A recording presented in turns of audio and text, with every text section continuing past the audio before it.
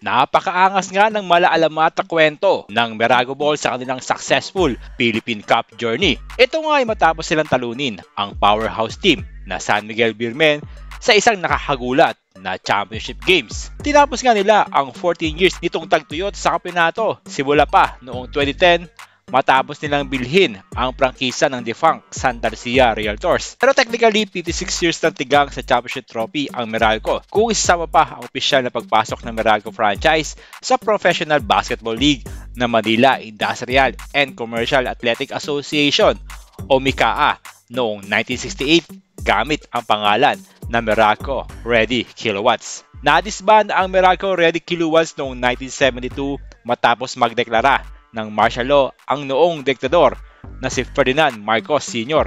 at kunin ang pamamahala ng Meralco sa pamilya Lopez. At sa pagbabalik nga ng kampanyang Meralco sa Professional League gamit ang moniker na Meralco Balls, umasa sila na makakatim kagad sila ng kampeonato sa 3 conference format ng PBA.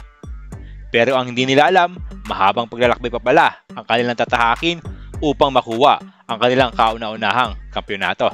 Ilang mga superstars na rin ang kanilang kinuha upang palakasin ang kanilang tsansa, hindi na rin mabilang ang mga imports sa pinarada ng Meralco at nakatatlong coach na rin ang Ortigas-based franchise para lang makuha ang kanilang unang titulo.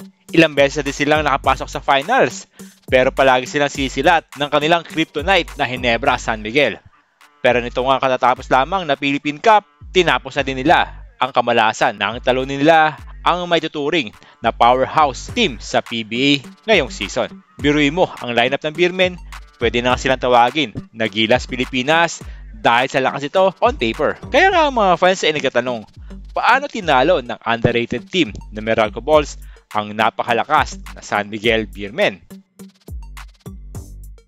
Hack the Kraken. Pagkamot nag-average ang superstar big man ng San Miguel Beermen na si Junmar Fajardo ng 17 points at 40 rebounds per game nitong finals, kapansin-pansin ang pagtaas ng kanyang turnovers per game. Sa elimination round, nasa 2 turnovers per game lamang ang 7-time PBA MVP. Pero nitong final series, nag-average ito ng 4 turnovers per game. Ito nga ang isa sa mga nagisusi ng Meralco upang si Kraken ay makapagtala ng maraming turnovers sa kanilang serye. Bagamat 6'10" ang taas ni Junmar, tanging si Mo Tautuan na may taas na 6'8" lamang ang nakatulong sa kanya sa inside shaded lane. At kung titingnan ang rosters ng Meralco, mas matangkad ang frontline ng Meralco na may 4 na big man na kung saan nag-average ito ng 6'7" pataas tulad na lamang nila Raymond Almazan, Brandon Bates, Norbert Torres at Kyle Pascual. Sabayan pa ng isang Cliff Hodge na masipag rebound. Di na nakapagtaka na domina nila ang rebounds kahit pa merong Fajardo ang Beermen. Isa din sa naging dahilan ang dami ng mga players ng Beermen na hindi healthy nitong final series. Tulad na lamang ni Terence Romeo at Vic Manuel. Ang dalawang superstar ng Beermen ay may mga iniindang injury na naging dahilan kung bakit limitado ang kanilang playing minutes. Kung matatandaan ninyo, nitong Game 4 lamang sila na pinasok ni Coach Galen kung saan dehado na ang Beermen sa serye 2-1. Mag-iiba sana ang takbo ng seryeng ito kung sakaling healthy ang dalawang ito bago magsimula ang finals. Ikatlo sa listahan natin ay ang mga hinlog ng mga veterano. Bago ang finals, alam nyo ba na 3 sa mga taga-Meralco Balls ay loyal sa prakisang ito?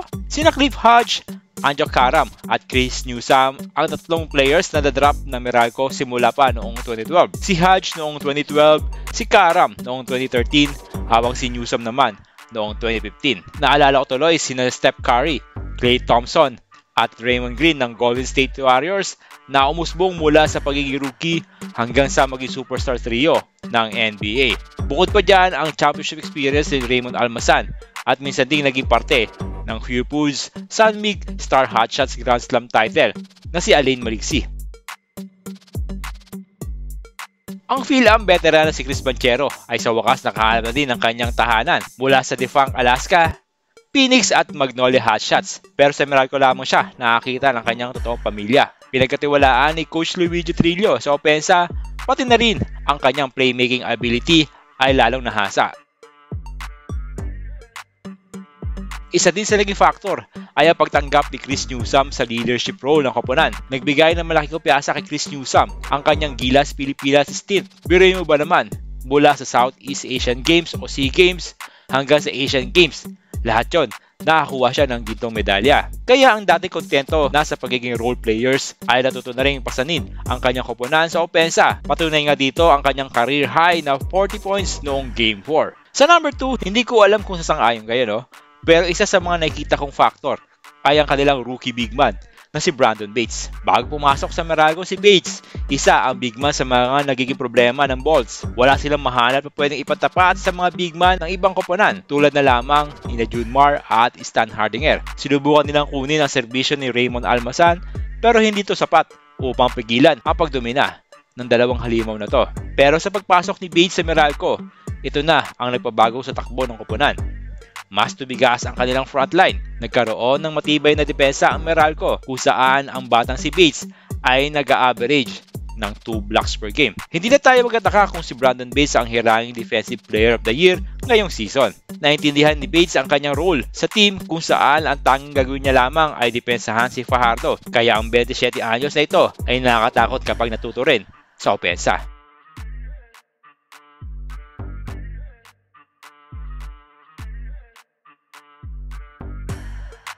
At ang pinakauli na nakikita nating factor kung bakit nag-champion ang Meralco Bolts ay walang iba kundi ang kanilang team consultant na si Serbia-New Zealand Nenad Vucinic. Bagaman si Luigi Trillo ang head coach ng Meralco sa papel, alam naman natin na si Vucinic ang talagang utak sa successful campaign ng Meralco. Gamit ang kanyang international experience, in-apply niya ang fast pacing at positionless strategy. Dito nga nahirapan ang Beermen kapag tinatakbuhan sila ng Bolts. Patunay nga dito ang 13.5 fast break points ng Meralco kumpara sa 9 points average lamang ng San Miguel Beermen. Nakatikim din ng 13 turnovers ang SMB habang 11 lamang sa Meralco.